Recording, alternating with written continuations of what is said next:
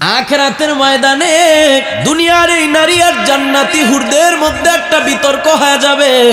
জান্নাতি হুরেরা ডেকে বলবে, আমরা দুনিয়ার নারীদের চাইতে বড় উত্তম, কারণ একটা সেকেন্ডের জন্য আমরা আল্লাহ পাকের নাফরমানি করি না। যখন যেই হুকুম আল্লাহর তখন সেটা আদায় করি। দুনিয়ার নারীরা ডাক দেয়া কয়, জান্নাতি হুরেরা শোনো, না না না না, তোমাদের চাইতে আমরা উত্তম, কারণ আল্লাহ আমাদের অনেক ব্যস্ততা দিয়েছে। স্বামীর খাবার পাকাইতে হয়, সন্তানের ভালো করে লালন পালন করতে হয়, ঘর ঝাড়ু দিতে হয়। আমাদের অনেক ব্যস্ততা থাকার পরেও আমরা 5 ওয়াক্ত নামাজ আদায় করি, এজন্য আমরা উত্তম। তোমাদের কোনো ব্যস্ততা নাই, তোমরা তো আল্লাহর হুকুম আদায় করা এটা সহজ। আল্লাহ আমাদেরকে চতুর্মুখী ব্যস্ততা দিয়েছে, এজন্য ব্যস্ততার মধ্যেও যতটুকু পারি আমরা আল্লাহ পাকের হুকুম আদায় করি। আল্লাহ পাক আরশে আজিম থেকে ডাক দেয়া বলবে, জান্নাতি হুরেরা শোনো, দুনিয়ার সব নারীরা তোমাদের চাইতে খারাপ নয়, আবার সব নারীদের চাইতে তোমরা উত্তম নয়। দুনিয়ার ওই নারী আছে কিছু নারী, যেই নারীরা তোমরা জান্নাতি হুরদের চাইতে উত্তম। নবী আমার জানা দেয়, দুনিয়ার কোন নারীরা জান্নাতি হুরদের চাইতে বড় উত্তম, ওই নারীরা দুনিয়ার জান্নাতি হুরদের চাইতে উত্তম যেই নারীটা দুনিয়ায় 4টা নেকের পথে দৌড়ায়। কয়টা? 4টা নেকের পথে যেই নারী দৌড়াবে, 4টা নেকের পথকে যেই নারী অবলম্বন করে নিবে, 4টা গুণ যেই নারীর মধ্যে অর্জন করে নিবে, ওই নারীটা আখেরাতের ওই যে জান্নাতি হুরদের চাইতে উত্তম হয়ে যায়। 1 নম্বরে গুণ, পর্দার মা আমার বোন বাউশিয়ালা কারাম্মা জানরা অন্তরের কানটা দিয়া শুনে। 1 নম্বর আপনাদের জন্য নেকের পথ। আল্লাহ যেহেতু আপনাদেরকেও নেকের পথে প্রতিযোগিতা দিয়া দৌড়ানোর কথা বলেছে, 1 নম্বরে আপনাদের জন্য নেকের পথ, মান সাল্লাত খামসাহা, যেই নারীটা 5 ওয়াক্ত নামাজ আদায় করবে, ও সামাত শাহরাহা, যেই নারীটা রমজানের রোজাগুলো ঠিকমতো আদায় করবে। আল্লাহ পাকের নবী জানা দেয় 3 নম্বর গুণ হলো ও আতাআত বালাহা, যেই নারীটা স্বামীর খেদমত করবে, স্বামীর বাধ্য হবে। আফসোস আর পরিতাপের বিষয় হলো আমাদের নারীদের স্বামীর কথা সহ্য হয় না, কিন্তু পাশের বাড়ির ভাইয়ের কথা বড় মিষ্টি লাগে। অনেক বেজাইত্তা নারী আছে। এই যে রাত্রের বেলা আপনি যদি মাহফিল শেষ করে যায়, এখন বগো একবারে হুজুরটা খুব তরুণ, আল্লাহু আকবার কইতে কইতে গলাটা ভাঙ্গা লাইছে, 1 গ্লাস পানি আইনা দাও। কইব, আইছে এত রাইতে আমার ঘুম ভাঙতে, 1 গ্লাস তুমি খাও আর 1 গ্লাস আমার লিগা লই আইও। আছে না নাই? এমন বেজাইত্তা নারী 2-1টা আছে না? পর্দার আম্মা জান ভালো করে শুনেন, রোগ যদি না দইরা ঔষধ দেয়, ওই রোগ কমবে না। আজকে সবার একই স্লোগান, ঘরের মধ্যে শান্তি নাই, শান্তি নাই। শান্তি নাই কেন? অশান্তি আসে কোত্থেকে? তিরমিজি শরীফের হাদিস, কোন নারীকে যদি তার স্বামী ডাক দেয় যে কোনো সময় হোক, সেটা আনন্দ করার জন্য যদি ডাক দেয়, আর স্বামীর এই ডাকটা শোনার পরে নারী যদি স্বামীর এই ডাককে গুরুত্ব না দিয়া মুখে মুখে না বইলা দেয়, অনেক নারীর এমন গুণ আছে, আপনি একটা কিছু বললে সাথে সাথে একবারে সেটটা শেষ করে দিব, সাথে সাথে না করে দিব, সেটা মারা দিবে। আছে না? আম্মা জান নবী আমার জানা দেয়, কোন স্বামী যদি নারীকে ডাক দেয় আনন্দ করার জন্য যদি হয়, আর স্ত্রী যদি সাথে সাথে সেটা না করে দেয়, এর কারণে স্বামীর অন্তরে যে কষ্ট পায়, স্বামীর অন্তরে যতক্ষণ পর্যন্ত কষ্ট থাকবে, ওই নারীর প্রতি আল্লাহ এবং সমস্ত ফেরেশতাদের পক্ষ থেকে গজব নাজিল হয়। নাউযুবিল্লাহ। একটা মহিলার উপরে যদি ঘরের মধ্যে আল্লাহ এবং সমস্ত ফেরেশতার পক্ষ থেকে গজব নাজিল হয়, ওই ঘরে শান্তি আসবে কোত্থেকে? এজন্য নবী আমার বলেন, যেই নারী 4 নেকের পথে দৌড়াবে, 4টা নেকের গুণ অর্জন করবে, 3 নম্বরে ওয়া আতাআত বালাহা, স্বামীর বাধ্য হবে, স্বামীর খেদমত করবে। 4 নম্বরে ওয়া আহসানাত ফারজাহা, নিজের সতীত্বকে হেফাজত করবে। এই 4টা গুণ যেই নারীর কাছে থাকবে, এই 4টা নেকের পথে যেই নারী দৌড়াবে, নবী আমার বলেন ওই নারীটা জান্নাতি হুরদের চাইতে এত দামি হয়ে যায়, নারীটা মরার পরে আল্লাহর ফেরেশতারা কবরের মধ্যে ঘোষণা করবে, আল্লাহর বান্দি ডোকো ডোকো, জান্নাতের ভিতরে ডোকো, মিন আইয়ি আবওয়াবিন শাআত, জান্নাতের 8টা দরজাই তোমার জন্য খোলা, যেটা দিয়ে মন চায় প্রবেশ করো। বয়ান শেষ করে জীবিত বাড়ি পৌঁছতে পারে না, রোড অ্যাক্সিডেন্টে দুনিয়া থেকে চিরবিদায় হয়ে গেছে। গত বছরের আগের বছর আমাদের বয়সের তরুণ এক আলোচক মাওলানা জুনায়েদ সিদ্দিকী, ওই নারায়ণগঞ্জের সন্তান, বয়ান শেষ করে 7 দিনের সফরে বের হয়েছিল। শেষ বয়ান করে স্টেজ থেকে নামার সময় ছোট্ট সন্তানটা টেলিফোন করে বলে, আব্বাজান 1 সপ্তাহ হয়ে গেছে বাড়ি থেকে চলে গেছ, তোমার কোলে বাবা উঠতে পারি না, তোমারে দেখিও না, ভালো লাগে না, কেন আসো না? আল্লাহর বান্দা রাগ দেয়া বলে, আম্মাজান আর মাত্র কয়েক ঘন্টা অপেক্ষার সময়, বাবা বয়ান শেষ করে স্টেজ থেকে নেমেছি, কিছুক্ষণের ভিতরেই বাবা তোমার জন্য মজা নিয়া বাড়িতে আইসা বাবা তোমারে কোলে নিব। সন্তানও বাবার কোলে ওঠার অপেক্ষায়, বাবাও সন্তানের কোলে নেওয়ার মনে আশা নিয়ে রওনা হয়। গাড়ি স্টার্ট করার পর 1 ঘন্টা পর খবর হয়ে যায় গোটা বাংলাদেশে, তরুণ আলোচক মাওলানা জুনায়েদ সিদ্দিকী দুনিয়া থেকে বিদায়, সন্তান আর কোলে উঠতে পারে নাই, বাবাও আর সন্তানের কোলে নিতে পারে নাই, তার আগেই বিদায়। ও বাউসি এলাকার যুবক ভাই আমার, এ বৃদ্ধ বাবা, তাদের মতো আমারও যে হবে না, আপনারও যে হবে না, তারও কোনো গ্যারান্টি নাই। আজকের এই মাহফিল থেকে ফেরার পথেও তো মরণ হতে পারে। আসার সময় তো দেখা আসলাম আপনাদের ওই যে বুয়াপুর দিয়া ঢোকার পরে কিছুক্ষণ পরেই দেখি সিএনজি অ্যাক্সিডেন্ট করে আল্লাহর বান্দা পা হাত পা ছেড়ে দিয়ে টান হয়ে আসে। জানি না হাসপাতাল পর্যন্ত বান্দাটা বাসে নাকি হাসপাতাল যাওয়ার আগেই বিদায়। ও বাউশিয়া উত্তরপাড়া এলাকার মুসলমান যুবক ভাই আমার, বৃদ্ধ বাবা, পর্দার আড়ালের মা আমার বোন, তাদের মতো যদি আমাদেরও হয়ে যায়, আজকের এই মাহফিলে আসা যাওয়ার পথে যদি আপনার আমার মরণও হয়ে যায়, তারপরে আপনার আমার কপাল বড় ভালো, কারণ মদিনার নবী জানায় দেয়, মান সালাকা তরিকান ইয়ালতামিসু ফীহি ইলমা সাহহালাল্লাহু লাহু বিহি তরিকান ইলাল জান্নাহ। যেই বান্দাটা আল্লাহকে পাওয়ার জন্য, দিন শিখার জন্য কোন পথের দিকে আগায়, আমার আল্লাহ ওই বান্দা বান্দির জন্য জান্নাতের রাস্তা সহজ করে দেয়। বাউশি এলাকার মুসলমান ভাই আমার, আমি আপনাদের কাছে জিজ্ঞাসা করতে চাই, আজকের এই মাহফিলে আসা দুনিয়ার কোনো উদ্দেশ্য আছে নাকি আল্লাহকে পাওয়া? কাকে পাওয়া? কাকে? ময়দানের সবাই মোহাব্বতে একটা ডাক দেয়া বলেন না, কাকে?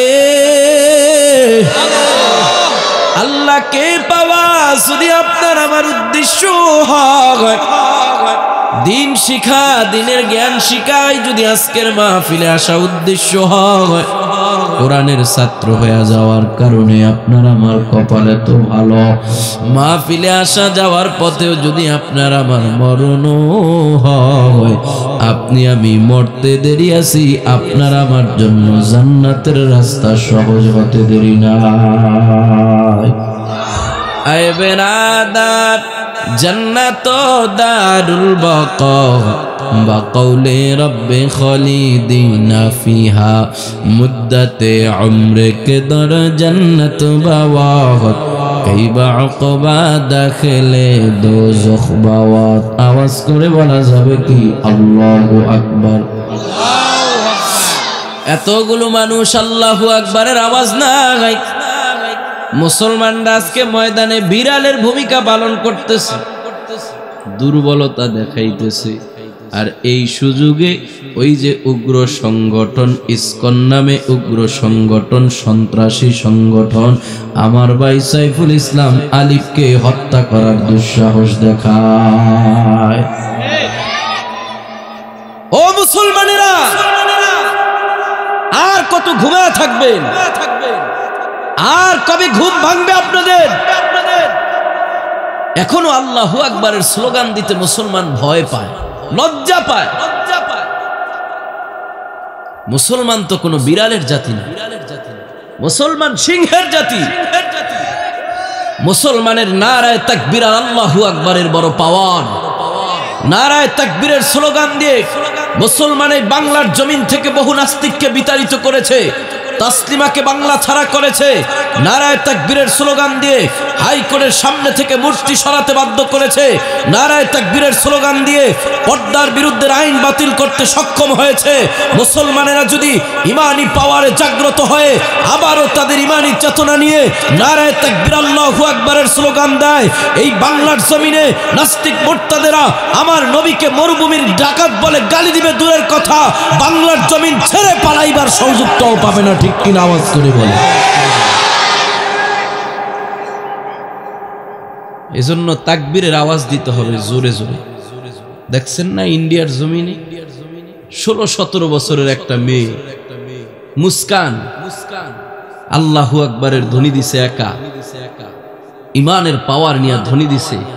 তার আল্লাহু আকবারের ধ্বনিতে গোটা ইন্ডিয়া নয়, গোটা বাংলাদেশ নয়, তামাম পৃথিবীর নাস্তিকদের অন্তরের ভিতরে কাঁপুনি সৃষ্টি হয়ে গেছে।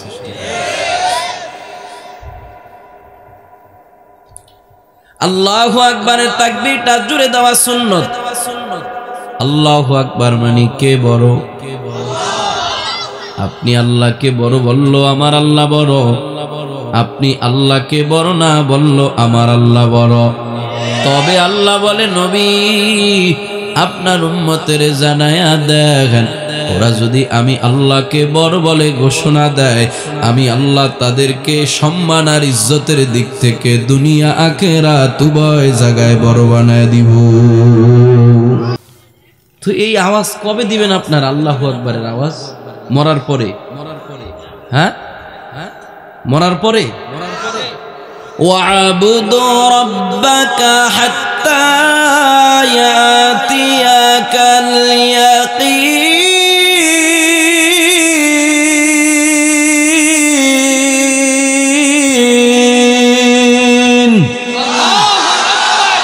हर के दारत खौफ हक दर दिल मदाग जन्नतुल मअवा देहा दूरा मकाम जुज़बा हक चीज़ मखाज इंसो जागा फजले उआ मस्ते दर जुमला जहा दिल जो खाली याद हक से ऐ जहा खानाए शैता हायो दिल बेगुमा। आवाज करे बोला जाबे कि अल्लाहु আকবার।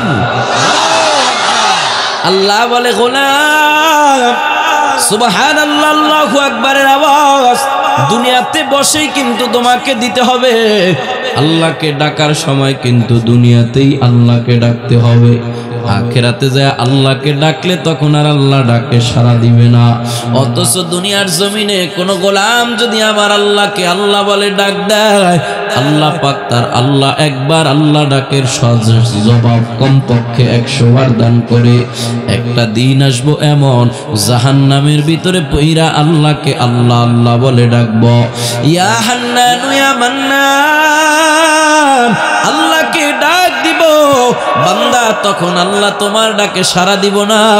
এজন্য আল্লাহ বলে ওয়াবুদু রাব্বাকা হাত্তা ইয়াতিয়াকাল ইয়াকিন। ইয়াকিন। ওই নিশ্চিত মরণ আসার আগেই তোমাকে আমলের জিন্দেগি তৈরি করতে হবে।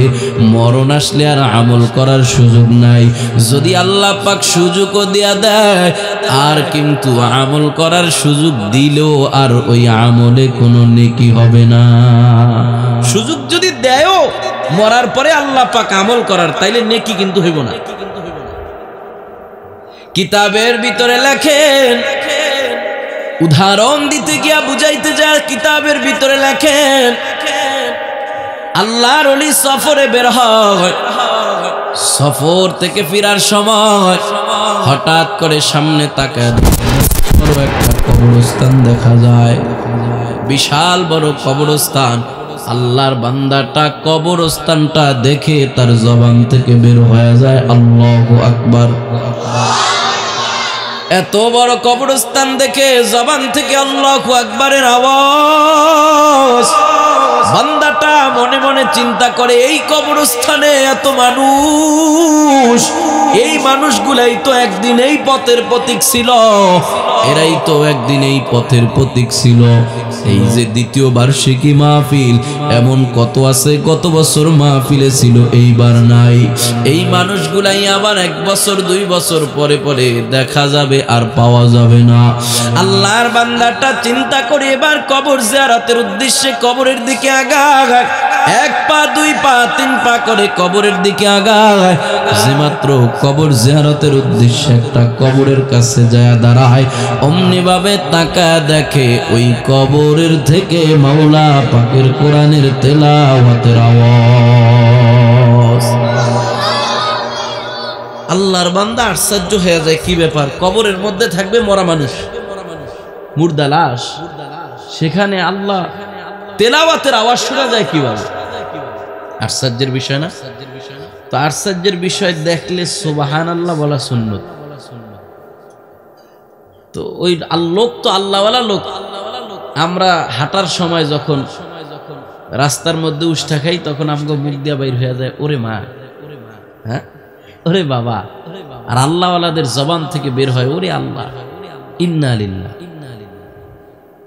আল্লাহর বান্দাটা যেই মাত্র তাকায় দেখে কবরস্থান থেকে কোরআন, কবরের মধ্য থেকে কোরআন তেলাওয়াতের আওয়াজ, অমনি ভাবে তার অনিচ্ছা সত্ত্বে জবান দিয়া বের হয়ে যায় সুবহানাল্লাহ। সুবহানাল্লাহ মানে কে পবিত্র? আর জোরে বলেন না কে? আল্লাহ রে যে দুনিয়াতে পবিত্র বলে ঘোষণা দেয়, আল্লাহ পাক কিয়ামতের ময়দানে ওই বান্দাগুলাকে গুনাহ থেকে পবিত্র বানায়া জান্নাত দিয়া দেয়। যেই মাত্র কবরের পারে দাঁড়ায় সুবহানাল্লাহর আওয়াজ দেয়, অমনি ভাবে আল্লাহ পাক ওই কবরের মুর্দার জবান খুলে দেয়। এবার কবর থেকে আওয়াজ আসতেছে, আওয়াজ, দুনিয়ার প্রতীক ভাই আমার, কে তুমি আমার কবরের পাশে দাঁড়ায় সুবহানাল্লাহর আওয়াজ দিয়েছো? দুনিয়ার প্রতীক আল্লাহওয়ালা ডাক দেয়া কয়, কবরওয়ালা ভাই আমার, কে তুমি কবরের মধ্যে কোরআনের তেলাওয়াত করতেছ? এই কবরের মধ্যে তুমি মরা মানুষ না জিন্দা মানুষ? কবরওয়ালা ডাক দিয়া বলে, অন্য 10টা কবরের মতো আমিও কবরে একটা মরা লাশ, তবে আল্লাহ পাক আমাকে কবরের মধ্যে জিন্দা বানায়, আমারে কবরের মধ্যে কথা বলার শক্তি দিয়া দিছে। দুনিয়ার প্রতীক ডাক দেয়া কয়, কবরওয়ালা ভাই আমার, কবরের মধ্যে তুমি কেমনে কোরআনের তেলাওয়াত করতেছো? কোরআনের তেলাওয়াত। কবরওয়ালা ডাক দিয়া বলে, দুনিয়ার প্রতীক ভাই আমার, আল্লাহ পাক দুনিয়াতে ঘোষণা করেছে, উদউনি আস্তাজিব লাকুম, এ বান্দা তোমরা আমি আল্লাহকে ডাকো, আমি আল্লাহ তোমাদের ডাকে সাড়া দিব। উজিবু দাওয়াতাদ দাঈ ইযা দাআন, বান্দা আমি আল্লাহকে ডাক, যখনই ডাকবি তখনই আমি আল্লাহ পাক তোর ডাকে সাড়া দিব। আমি আল্লাহর কাছে চা, আমি আল্লাহ যা চাবি তাই দিব। এজন্যই দেখা যায় তাহাজ্জুদের সময় রাতের 1/3 শেষ হয়ে গেলে আমার আল্লাহ প্রথম আসমানে আইসা বান্দাকে ডাকতে থাকে, আলা মিন মুস্তাগফিরিন ফাগফির লাহু, এ বান্দা কে আছো, আয় আয় আয়, আমি আল্লাহর কাছে গুনাহ করেছো, ক্ষমা চা, গুনাহ ক্ষমা করে দিব। বান্দা কে আছো, তোর রিজিকের বড় অভাব, আমি আল্লাহর কাছে চা, অভাব দূর করে দিব। কবরওয়ালা ডাক দেয়া বলে, দুনিয়ার প্রতীক ভাই আমার, দুনিয়ায় থাকতে, জীবিত থাকতে আল্লাহর কাছে দোয়া করেছিলাম, আল্লাহ কোরআনের তেলাওয়াত আমার কাছে বড় মজা লাগে, আল্লাহ আমি যদি কবরেও চলে যাই, ওই কবরে দীর্ঘ সময় এক একটা মানুষ অবস্থান করবে, ওই জায়গায় বসে বসে আল্লাহ তুমি আমারে কোরআন তেলাওয়াত করার সুযোগ করে দিও। আল্লাহ পাক আমার দোয়াটা কবুল করে এই কবরের মধ্যে আজকে আমারে তেলাওয়াত করার সুযোগ করে দিয়েছে। দুনিয়ার প্রতীক ডাক দেয়া কয়, কবরওয়ালা ভাই আমার, এই কবরের মধ্যে তুমি কত বছর ধরে, কতদিন ধরে কোরআনের তেলাওয়াত করো? কবরওয়ালা ডাক দেয়া বলে, বহু বছর পর্যন্ত এই আমি কবরে তেলাওয়াত করতেছি। দুনিয়ার প্রতীক ভাই বলে, তাহলে তোমার কপালটা তো বড় ভালো, কারণ যেই জায়গায় আল্লাহ পাক একটা হরফ তেলাওয়াত করলে 10টা নেকি দেয়। মান করাআ হরফাম মিন কিতাবিল্লাহ ফালাহু হাসানাতুন ওয়াল হাসানাতু আশরু আমসালিহা। এক একটা হরফ তেলাওয়াতের বিনিময়ে আল্লাহ 10টা নেকি দান করে। তাহলে কবরের মধ্যে এত বছর কোরআনের তেলাওয়াত করে তুমি কতগুলো নেকি অর্জন করে ফেলেছো? কবরওয়ালা ডাক দেয়া বলে, দুনিয়ার প্রতীক ভাই আমার, যেমন মনে করছো তেমনটা না। এই কবরের মধ্যে যদিও আমি বছরের পর বছর তেলাওয়াত করে বহু খতম কোরআন পড়েছি, কিন্তু আল্লাহ পাক এত তেলাওয়াতের বিনিময়ে আমার আমলনামায় একটা নেকিও দান করে নাই। বরংস তুমি এই জীবিত অবস্থায় আমার কবরের পাশে দাঁড়ায় যে একবার সুবহানাল্লাহ আওয়াজ দিয়েছো, তামলাউ মা বাইনাস সামাওয়াতি ওয়াল আরদ, আসমান আর জমিনের মাঝখানে যত খালি জায়গা আছে, এই খালি জায়গা ভর্তি সম পরিমাণ নেক আমল আল্লাহ তোমার আমলনামায় দিয়া দিছে। তাহলে মরার পরে যদি আমল করার সুযোগ হয়, আর কিন্তু সওয়াব হবে না। এজন্য আল্লাহ বলে, গোলাম আমলের জিন্দেগি তৈরি করতে হবে মরণের আগে। ও বাউশিয়া উত্তরপাড়া এলাকার মুসলমান যুবক ভাই আমার, বৃদ্ধ বাবা, তাহলে আমরা নামাজি কবে হব? মরার আগে না পরে? সত্যবাদী কবে হব? মরার আগে না পরে? গুনাহ কবে ছাড়বো? মরার আগে না পরে? আপনার আমার মতো কত মানুষ নামাজি হবে হবে বইরা বইলাই তো নামাজি হয়ে কবরে চলে গেছে। সত্যবাদী হব হব কইরা কইরা না হয়ে কবরে চলে গেছে। আল্লাহ বলে, সাবধান, মরার আগেই তোমার আমলের জিন্দেগি তৈরি করে নাও, মরার পরে আর আমল করার সুযোগ নাই। আল্লাহ পাক আমাদের সবাইকে মরার আগেই আমলি জিন্দেগি তৈরি করার তৌফিক দান করে। জোরে বলেন আমিন। जिंदगी में बंदगी कुछ करना है, जिंदगी बे बंदगी शर्मिंदा है, जिंदगी बे बंदगी शर्मिंदा है। মরার আগেই আমাদেরকে আমল করতে হবে। আল্লাহ তৌফিক দান করুক। জোরে বলেন আমিন। মুহতারাম হাজিরিন, আমি আপনাদের সামনে কোরআনুল কারীমের একখানা আয়াত তেলাওয়াত করেছি। রাসূলের অসংখ্য হাদিস থেকে ছোট্ট একখানা হাদিসের টুকরা তেলাওয়াত করেছি। আয়াত আর হাদিসের সমন্বয়ে আর স্বল্প সময় কথা বলবো, একেবারেই অল্প। যদি আল্লাহ পাক তৌফিক দান করে আর আপনারা যদি একটু ধৈর্য সহকারে শুনেন, আপনারা কি শুনতে রাজি আছেন? সবাই কি শেষ পর্যন্ত থাকবেন না আমারে তুই আবার ভাগবেন? হ্যাঁ, বাড়ি থেকে কি নিয়ত করে আইছেন? আজকে কতক্ষণ বয়ান শুনবেন? হ্যাঁ, কি হুজুর, এই এলাকার মানুষের কলিজারি দেয় রাত কয় সারা রাত বলে বয়ান শুনবে। আসলে কয় কি সারা রাত বয়ান হইলে আপনারা শুনবেন? আচ্ছা দেখি তো, সারা রাত বয়ান হইলে শোনার নিয়ত আছে কার কার? হাত তুলে দেখেন। আসলে সারা রাত বয়ান তো হবে না, তবে মুমিনেরা ভালো কাজের নিয়ত করার সাথে সাথে আল্লাহ পাক তাদেরকে নেকি দেয়া দেয়। এই হিসাবে যারা সারা রাত্র বয়ান শোনার নিয়তে হাত উঠাইছেন, অলরেডি আপনাদের আমল নামায় সারা রাত্র বয়ান শোনার সওয়াব চলে আসছে। আমি তাকায় তাকায় দেখলাম অনেকে আবার হাত উঠায় না, চালাই করে যাইব গা। এখন মনে মনে কয় ইস্কি একটা লস হইল, হাতটা উঠাইলি সওয়াব। হ্যাঁ, তা করে আরেকটা চান্স দেওয়া হোক নাকি কন? সারা রাত বয়ান হবে না, যদি হয় তাহলে থাকতে রাজি আছি। কে কে? নারায়ে তাকবীর, নারায়ে তাকবীর। আল্লাহ কবুল করে, জোরে বলেন আমিন। মুহতারাম হাজিরিন, আমি যে আয়াতে কারিমা তেলাওয়াত করেছি, আয়াতের মধ্যে আল্লাহ পাক বিশ্ববাসী মানব মণ্ডলীকে একটা মেসেজ দিছে। আল্লাহ পাকের মেসেজটা সংক্ষেপে শুনে আমি আপনাদের কাছ থেকে বিদায় নিব ইনশাআল্লাহ। আল্লাহ বলে ওয়াসারিউ,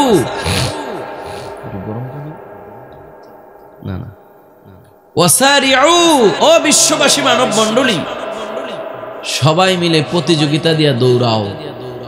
সবাই মিলে প্রতিযোগিতা দিয়া, আমার সাথে কথা বলতে হবে। আপনারা আমার ভাষা বোঝেন?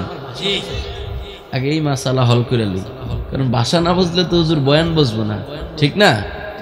আমি এক দেশের মানুষ, আপনারা আরেক দেশের মানুষ। প্রত্যেক 8 মাইল পরে পরে ভাষার একটা চেঞ্জ হয়।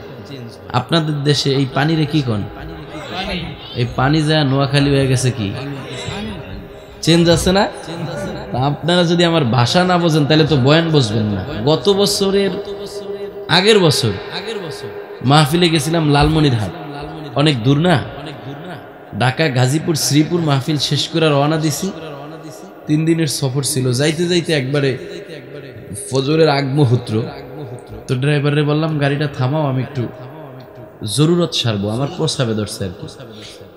তো আরেক দেশে গেছি, পশ্চিম দিকটা একটু ঠিক করে লইতে হবে না ভাই, কারণ ভুলে যদি আবার পশ্চিম দিকে বইয়া পড়ি, এমনি হুজুরগো দোষের কোনো অভাব নেই। কিছু মানুষ আছে হুজুরগো পায়ে পায়ে দোষ ধরে, রাস্তা দিয়ে হুজুররা একটু জোরে হাঁটলে করবো, দেখছো দাওয়াতে একটা খায়া মনে হয় আরেকটা আছে কত জোরে জোরে হাঁটে। আস্তে হাঁটলেও দোষ কয়, দেখ মাইশের বাড়ি খায়া ফেটলে লড়তারে না। আলে মাসে বলে টিকে আছে মোদের দেশ, নয়তো খোদা গজব দিয়ে করে দিত শেষ। আলেমরা এই দেশের গর্ব, যার তুলনা নাই। আলেমরা কেউ উগ্রবাদী জঙ্গিবাদী নয়, তাদের যারা উগ্র বলে ওরাই উগ্র হয়, ঠিক কিনা বলো? চিন্তা করলাম আমিও তো হুজুর মানুষ, আবার বক্তা। বলে যদি কেউ দেখে যে আমি পশ্চিম দিকে বসে প্রস্রাব করতে, ওয়াজ এই জায়গায় শেষ করব, তো বেজালে পড়ার দরকার নাই, কাউরে ডাইকা জিজ্ঞেস করে নি, অপেক্ষায় আছি। এখন দেখি একজন অটো ড্রাইভার আসতেছে। তা আমি বললাম, ভাই পশ্চিম দিক কোন দিকে? হেবেটাকে একটু সামনে গেলেই পাইবেন।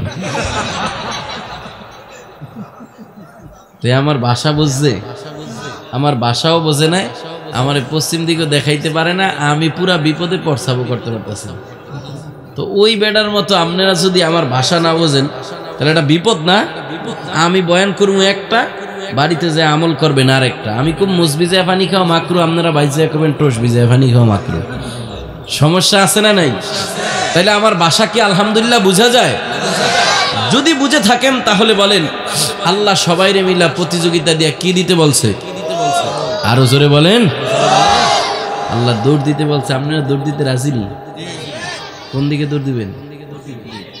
পশ্চিমের গল্প শুনাইছি তো, পশ্চিম দিকে। যাক, খারাপ কর না, ভালোই কইছেন। এক জায়গায় বিশাল বড় মাহফিল, আমি জিগাইলাম আল্লাহ দৌড় দিতে বলছে, আপনারা সবাই দৌড় দিতে রাজি? কয় হুজুর পুরা রাজি। আমি জিগাইলাম কোন দিকে? ওই কোনার ত্যাগ বুড়ে উঠতে কয় বাড়ির দিকে। তো পাশে এমন সভাপতি বসা থাকে না, তা আমি জিগাইলাম কি ব্যাপার সভাপতি সাহেব? উনি বাড়ির দিকে দৌড় দিব, ওনার কি ওয়াজ পছন্দ হয় না? সভাপতি আমার কানে কানে একা, হুজুর ওনার ডায়াবেটিসটা একটু করা, মনে হয় প্রস্রাব পায়খানা ধরছে। আপনারা কি বুইরার মতো বাড়ির দিকে দৌড় দেন না? কেউ আছেন? বরংস এখনো যারা বাড়ি ঘরে আছেন, মুনাজাতের আগে আগে সময় আছে, মাহফিলের দিকে দৌড় দেন, ঠিক কিনা? কিন্তু আমরা কোন দিকে প্রতিযোগিতা দিয়ে আগাবো, দৌড়াবো, আল্লাহ সেটা বলে দিব না? বলছে কি বলেন নাই? আল্লাহ বলেন, ওয়াসারিউ ইলা মাগফিরাতিম মির রাব্বিকুম ও বিশ্ববাসী মানব মণ্ডলী সবাই মিলে প্রতিযোগিতা দিয়া দৌড়াও, সবাই মিলে প্রতিযোগিতা দিয়া আগাও। কোন দিকে আগাইবা? বর্তমানের মানুষ যেই দিকে আগায় ওই দিকে নয়, কারণ বর্তমানের মানুষের প্রতিযোগিতা হইল কে কার চাইতে কত বড় বিল্ডিং বানাইতে পারে। আল্লাহ ডাক দেয়া কয় গোলাম, না না না না, আমি আল্লাহ সেই দিকে প্রতিযোগিতা দেওয়ার জন্য বলি নাই। কোন দিকে দিব আল্লাহ?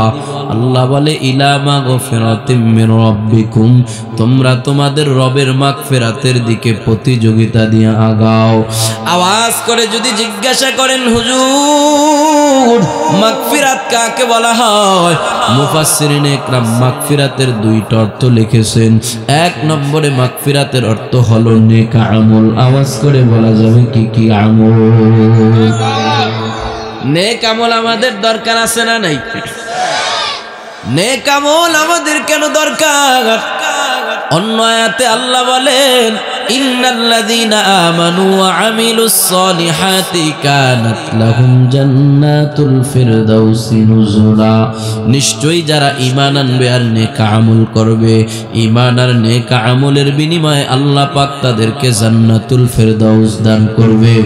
ও বাউসী এলাকার মুসলমান, আপনারা আমরা সবাই জান্নাতুল ফিরদাউসে যেতে চাই কি চাই না? কারা কারা যেতে চাই দুটা হাত উঠায় আল্লাহরে দেখাই। ও দয়ার মালিক আল্লাহ, আজকের এই মাহফিলের দিকে রহমতের নজর দিয়া তাকা দেখো। রব্বুল আলামিন তোমার গোলামগুলো দুনিয়ার জান্নাতে বৈশা আখিরাতের সর্বোচ্চ জান্নাত জান্নাতুল ফিরদাউসে বসার আশা পোষণ করেছে।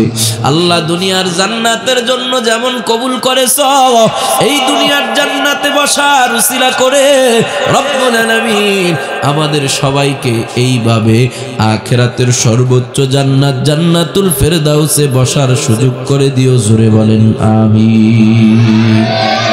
আল্লাহও জানে আপনারা জান্নাতুল ফিরদাউসে যেতে চান, তবে জান্নাতুল ফিরদাউস পাওয়ার জন্য দুইটা জিনিস দরকার। এক নম্বরে ঈমান, দুই নম্বরে নেক আমল।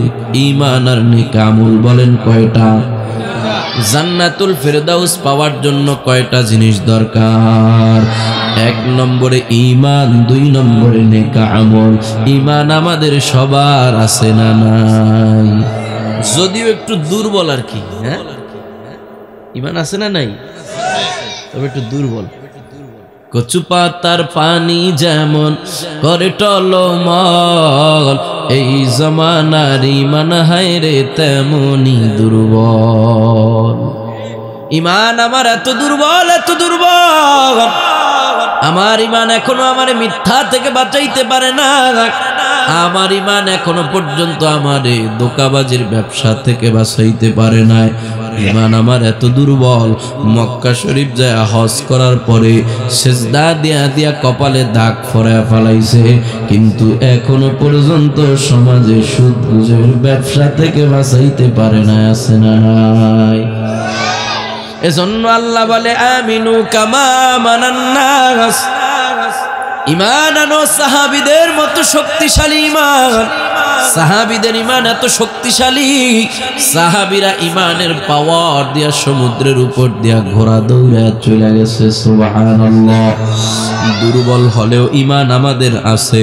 জান্নাতুল ফিরদাউস পাওয়ার জন্য দুইটা জিনিস দরকার। এক নম্বরে ঈমান, দুই নম্বরে নেক আমল।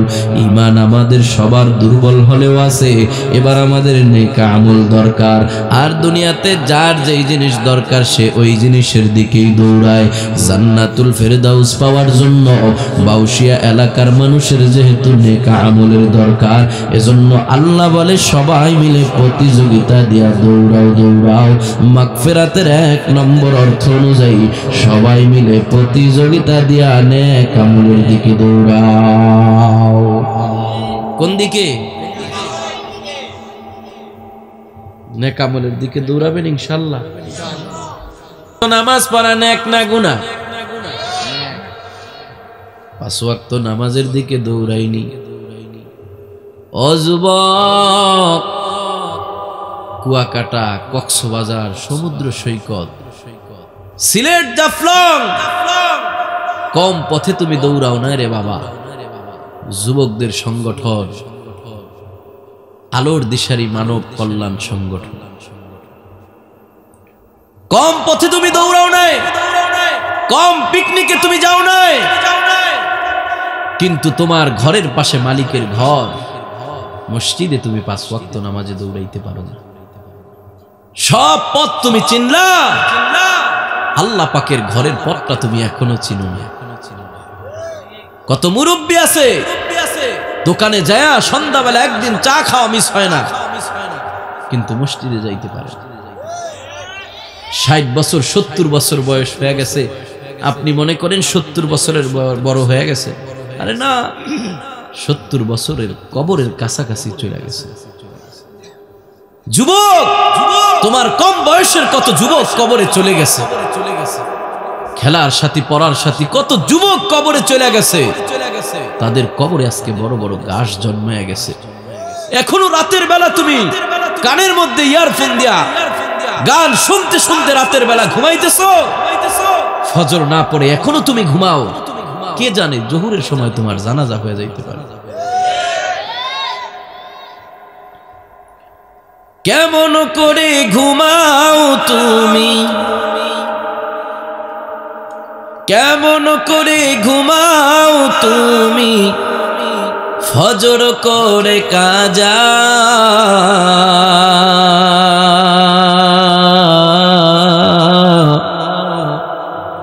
এমনও তো হতে পারে জোহরে জানাজা তোমার, এমনও তো হতে পারে জোহরে জানাজা। হতে পারে কি পারে না? তাই যদি হয় বাউসী এলাকার যুবক, মালিকের এই মেসেজ পাওয়ার পর বাউসী এলাকার যুবক, বৃদ্ধ, নারী, পুরুষ সবার অন্তরের পণ আর প্রতিজ্ঞা হবে, আল্লাহ হায়াতে যতদিন বাঁচায় রাখে 1 সেকেন্ডের জন্য আর নাফরমানির দিকে দৌড়াবো না, আর গুনার দিকে দৌড়াবো না। আল্লাহ যতদিন বাঁচায় রাখে দৌড়াবো তো নেক আমলের দিকে দৌড়াবো, দৌড়াবো তো নেকের দিকে দৌড়াবো, নেকের পথে দৌড়াবো, 5 ওয়াক্ত নামাজের পথে দৌড়াবো। আমাকে বলার দরকার নাই, হাত উঠায় দেখানোর দরকার নাই। অন্তরে অন্তরে ময়দানে বসে প্রতিজ্ঞা করেন, আল্লাহ অনেক নামাজ ছাড়ছি, আজকে আপনার মেসেজ পাওয়ার পরে আর নামাজ ছাড়বো না, আর বেনামাজির পথে দৌড়াবো না। এখন থেকে আমি নামাজি হয়ে গেলাম, আগামীকালকে থেকে নয়, এখন থেকে।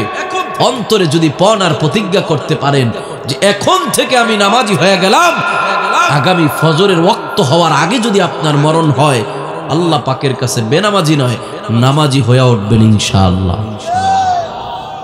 পাক্কা নিয়ত করা যায়? করা যায় নিয়ত ইনশাআল্লাহ? হাত উঠে আমি দেখবো না, অন্তরে নিয়ত করেন, অন্তরে নিয়ত করেন।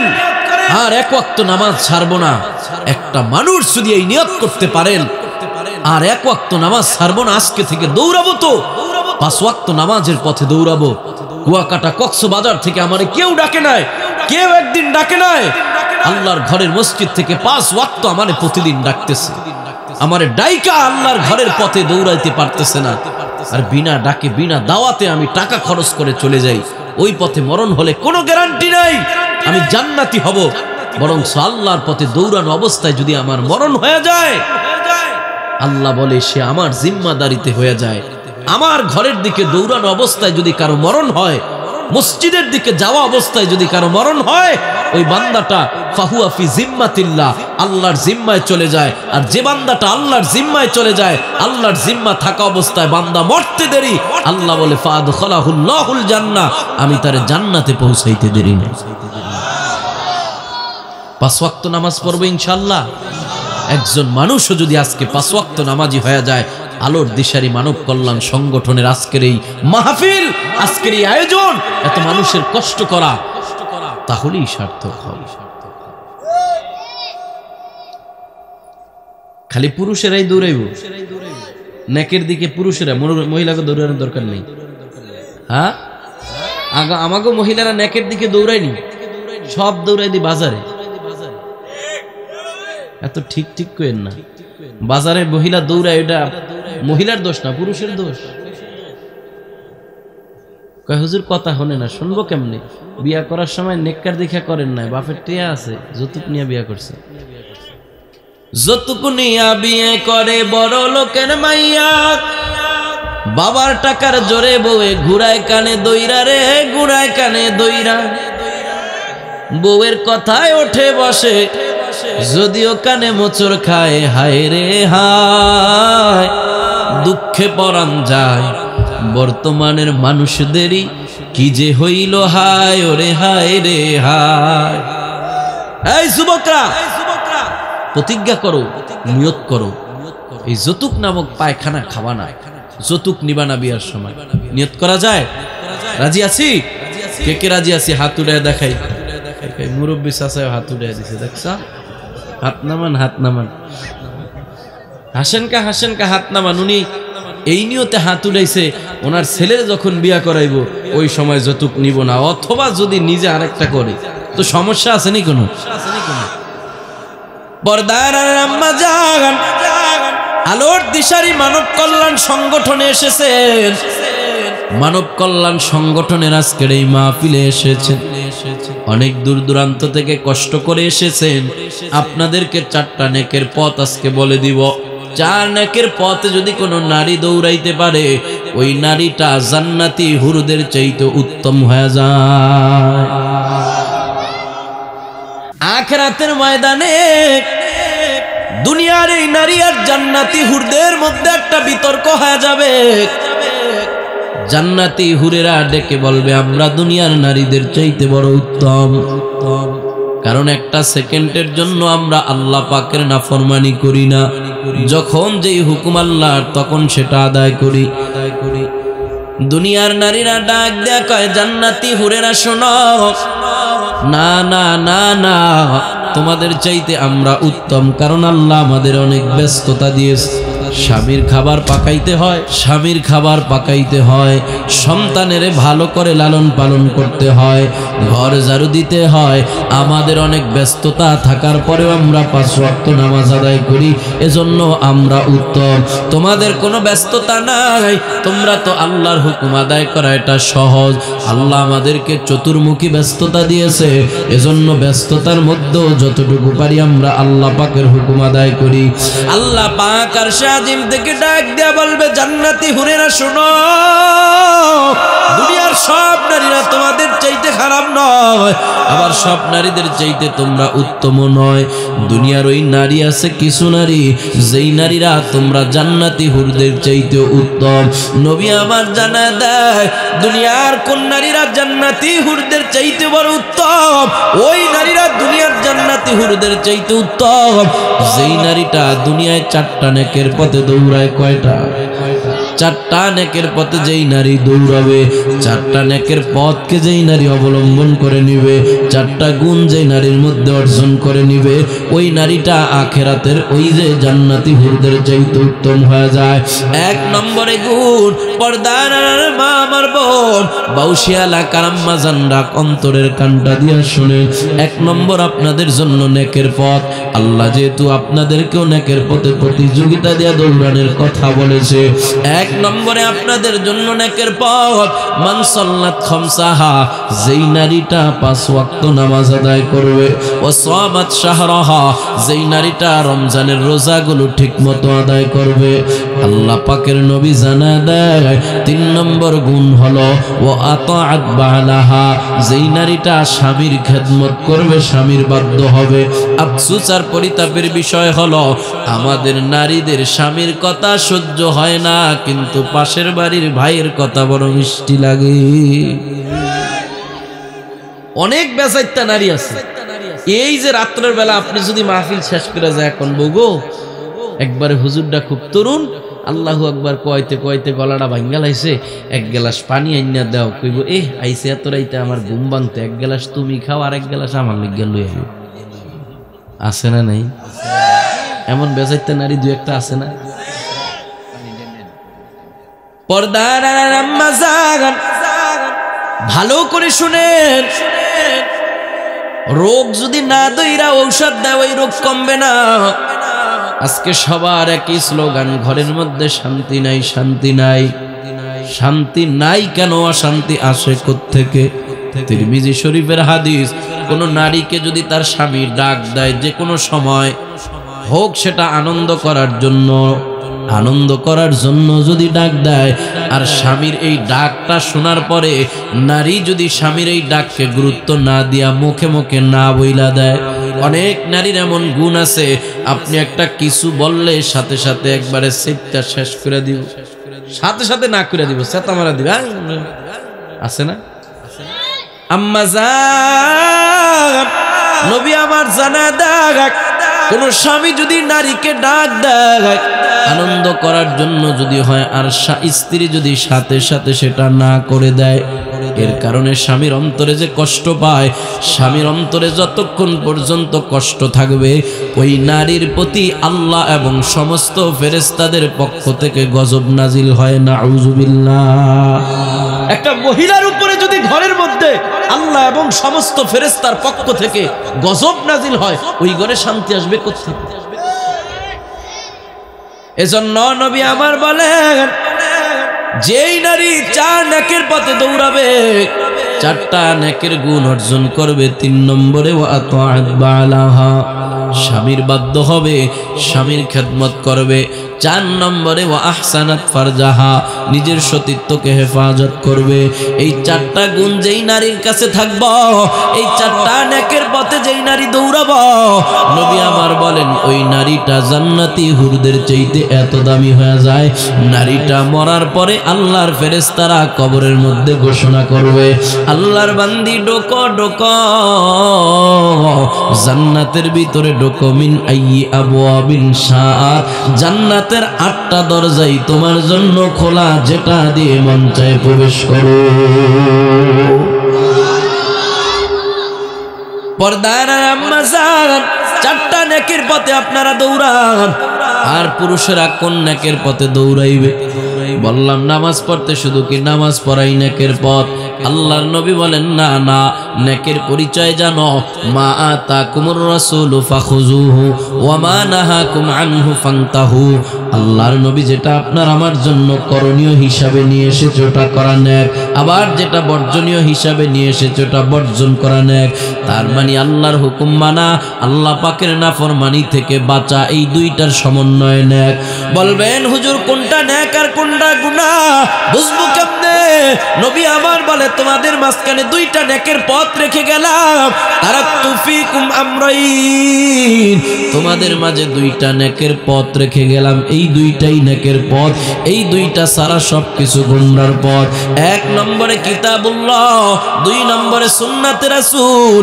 তার মানে হলো কোরআন আর সুন্নাহ, এই কোরআন আর সুন্নাহ হলো নেকের পথ। যেই কাজটাকে কোরআন সুন্নাহ সাপোর্ট করে ওটা করব, যে কাজকে কোরআন সুন্নাহ সাপোর্ট করে না ওটা যত ভালোই হোক না কেন ওটা করব না।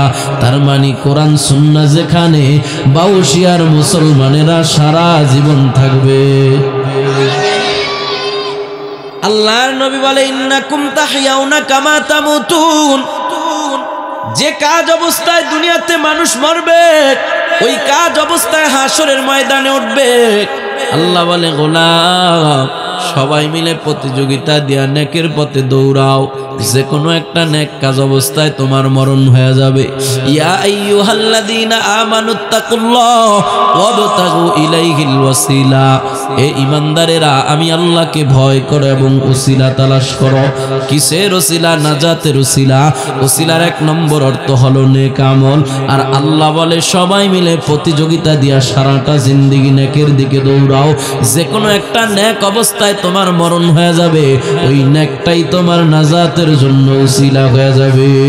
এজন্য হযরতে আবু বকর ওমর জান্নাতের সার্টিফিকেট পাওয়ার পরেও দুনিয়াতে বৈশা নেকের প্রতিযোগিতা লাগাইছে, কে কার চাইতে কত বেশি নেক আমল করতে পারে। এই কথা বলি আমি আপনাদের কাছ থেকে বিদায় নিব।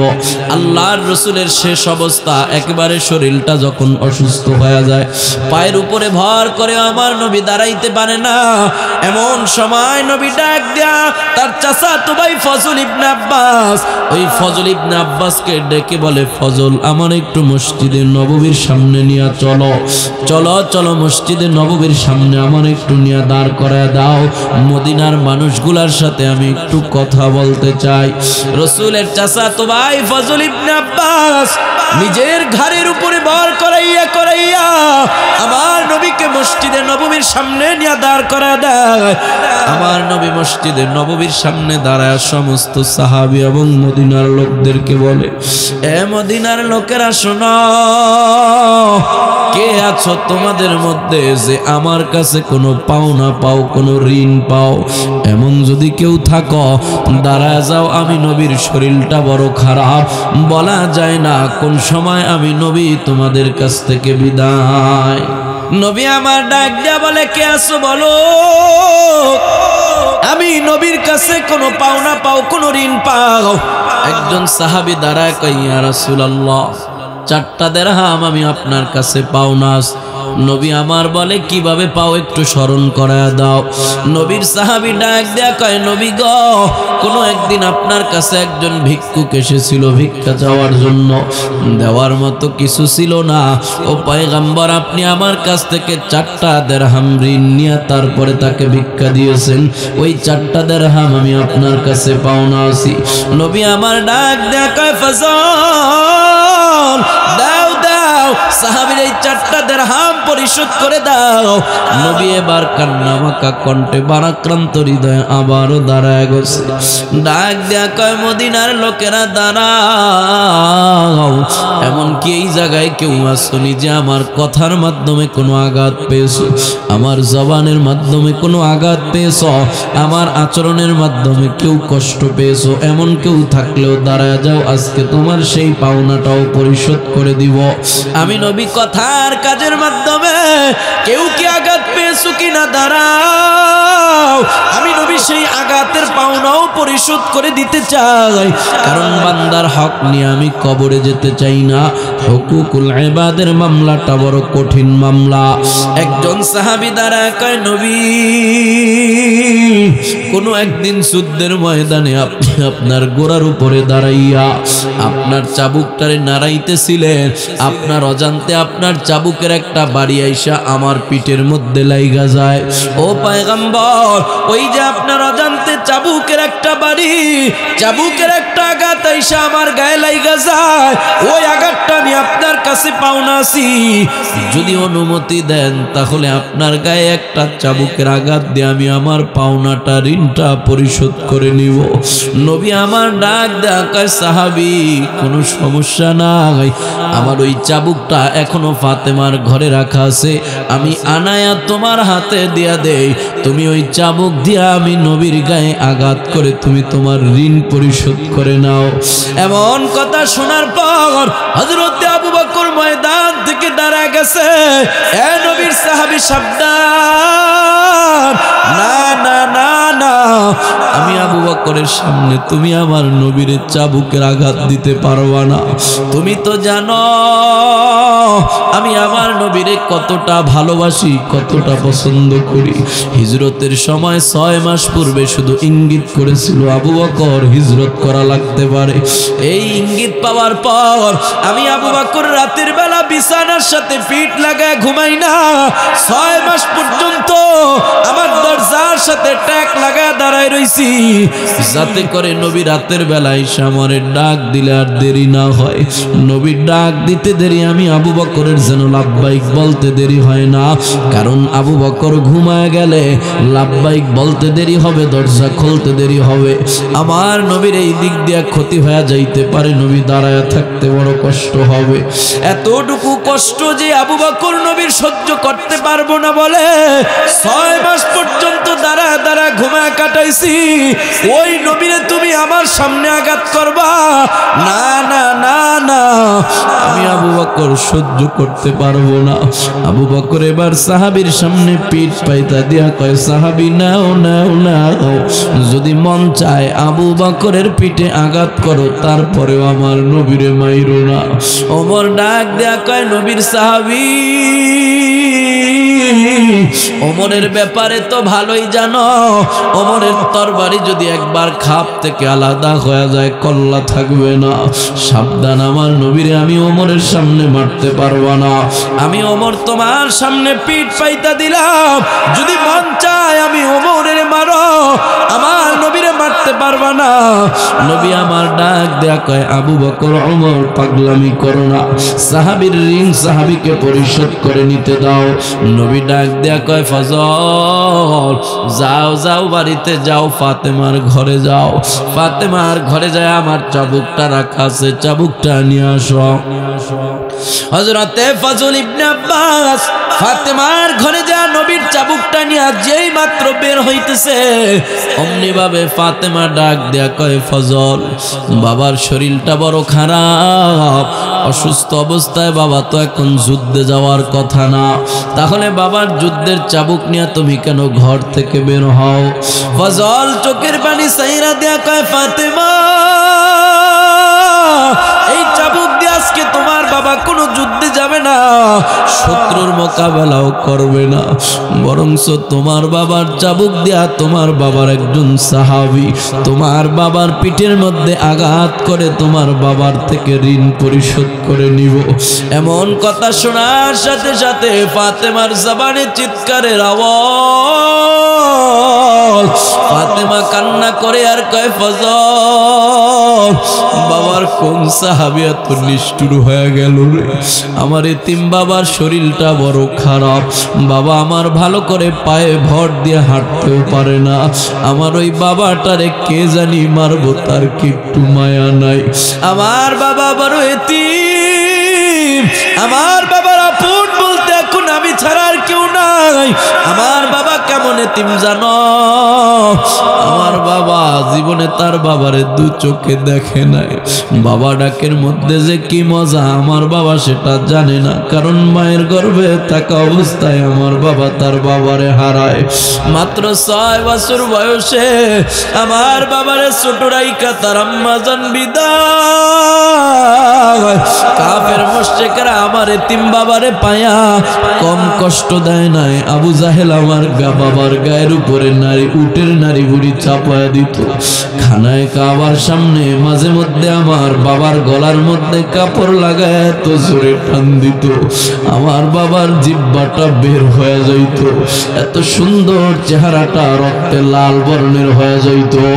আমার এতিম বাবারে কাফের মুশরিকরা এত মারার পরেও এই অসুস্থ অবস্থায় বাবার কোন সাহাবী মারবে, বাবার কোন সাহাবী এত নিষ্ঠুর হয়ে গেছে, না না আমি ফাতেমা এটা সহ্য করতে পারবো না। ফাতেমা এবার তার সন্তান হাসান আর হোসাইনকে ডেকে বলে, হাসান আর হোসাইন বাবা তাড়াতাড়ি দৌড়ে যা, তোর নানাজিরে জানি নানাজির কোন সাহাবী মারব, তোরা দুই ভাই যায় ওই সাহাবীর সামনে পিঠ পাইতা দে, যাতে নানাজির গায়ে কোনো আঘাত করতে না পারে। নবীর কলিজার টুকরা নাতি দয় হাসান আর হোসাইন ওই সাহাবীর দুই হাত দুইরা টানে আর কয়, নানাজির সাহাবী না না না না, আমাদের সামনে আমাদের নানাজিরে মাইরো না, আমরাও সহ্য করতে পারবো না, আমার আম্মা যেন সহ্য করতে পারবে না, আমার নানাজি বড় এতিম, আমার নানাজি বড় অসুস্থ, এত সুন্দর চেহারা দেখা কি তোমার একটু মায়া লাগে না? কেমনে তুমি এই মায়াওয়ালা চেহারাওয়ালা মানুষটারে মারবা? নবী আমার চোখের পানি ছেড়ে দেয়া কয়, ও নানাজি হাসান আর হোসাইন সরো, দাও দাও সাহাবীর ঋণ সাহাবীকে পরিশোধ করে নিতে দাও।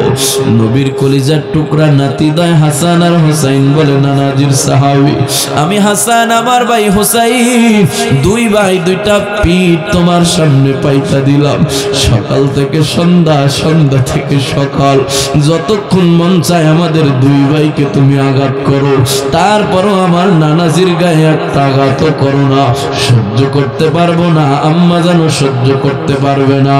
সাহাবীদের ভিতরে কান্নার রোল, প্রাণের চাইতে প্রিয় নবীকে আমাদের সামনে মারবো, কেমনে সহ্য করে থাকবো?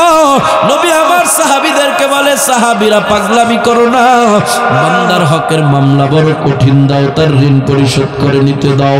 ফজল চাবুকটা তার হাতে ধরায় দাও। রাসূলের চাচাতো ভাই ফজল যখন সাহাবীর হাতে চাবুক দেয়, সাহাবী এবার চাবুক নিয়ে হাঁটি হাঁটি পা পা করে নবীর দিকে আগায়। সাহাবীদের ভিতরে কান্নার রোলার শব্দ বেড়ে যায়। নবীর পিছনে আইসা নবীর সাহাবী চাবুক নিয়ে দাঁড়ায় কয়, নবী গো, আপনি যখন আমাকে আঘাত করেছিলেন, ও নবী, আমার শরীরটা একবারে খালি ছিল, শরীরের মধ্যে কোনো কাপড় ছিল না। আপনার গায়ে তো জুব্বা দেখা যায়, পয়গম্বর জুব্বার উপর দিয়ে আঘাত করলে প্রতিশোধটা সমান সমান হবে না। যদি জুব্বাটা উঠা দেন, কালি গায়ে আঘাত করলে প্রতিশোধটা সমান সমান হবে। হযরতে আবু বকর চোখের পানি ছাড়ে আর কয়, নিষ্ঠুর সাহাবী, যেই মানুষটার গায়ে আল্লাহ মশা মাছি বসা হারাম করে দিয়েছে, ওই মানুষের গায়ের জুব্বাটা খুইলা বুঝি খালি গায়ে তোকে মারতে হবে? একটু কি মায়া লাগে না রে? রহমতের নবীর গায়ে আঘাত করবা, একটু কি দয়া লাগে না? ওই মায়াওয়ালা চেহারার দিকে তাকাইলো কি তোমার দয়া লাগে না?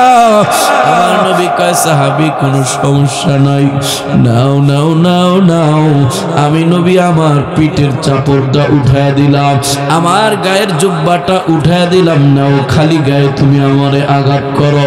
যেই মাত্র নবী আমার নিজের গায়ের জুব্বাটা উঠাইয়া পিঠটারে খালি কইরা ওই সাহাবীর সামনে আগে দিছে, নবীর সাহাবী চাবুকটা পালায়া আমার নবীর খালি শরীরটা পায়া আমার নবীর খালি শরীরটারে জড়ায়া ধরছে। এবার শরীরের সাথে নিজের পেটটারে মাখামাখি করতেছে। নবীর খালি শরীর পায়া সাহাবী জড়ায়া ধইরা নবীর এই ঘাড়ের কাছে একটা মোহরে নবুয়তের চিহ্ন আছে, নবীর সাহাবী ওই মোহরে নবুয়তের মধ্যে চুমা লাগায় দিছে। হাতের চাবুক পালা এবার পা জড়ায়া ধইরা কান্দে আর কয়, নবী গো, কেমনে আপনি ভাবলেন আপনার সাহাবী আপনার গায়ে আঘাত করব? ও পয়গম্বর, আপনাকে আঘাত করা আমার উদ্দেশ্য নয়। পয়গম্বর, আপনাকে একবার দেখে সকালবেলা বাড়িতে যাই, দুপুরে থাকতে পারি না, বিকালে আবার আইসা একবার দেখতে হয়। ক্ষুধা যখন পেটের মধ্যে লাগে, আপনার চেহারার দিকে তাকাইলে 7 দিনের ক্ষুধা নিবারণ হয়ে যায়। ওই মানুষটারে কেমনে আঘাত করি? প্রতিশোধের সুযোগ যখন দিয়েছেন, মনে মনে একটা ফোন দিয়াইকা আমার একটা নাজাতের উসিলা বাহির করে নিলাম। আপনার দামি জান্নাতি শরীরটার সাথে আমার শরীরটা লাগায় দিলাম, যাতে ওই জান্নাতি শরীরের সোয়াবে আমার শরীরটাও জান্নাতে চলে যায়। নবী আমার চোখের পানি ছাইরা ওই সাহাবীকে জড়ায় ধইরা বলে, সাহাবী, কপাল তোমার বড় ভালো, নিজের নাজাতের এমন একটা উসিলাই তুমি বেছে নিয়েছো, যেই উসিলাটা 100% গ্যারান্টিওয়ালা। আমার শরীরের সাথে তোমার শরীরটা লাগার কারণে আল্লাহ পাক তোমার শরীরের জন্য জাহান্নামের আগুনটা চিরস্থায়ীভাবে হারাম করে দিয়েছে।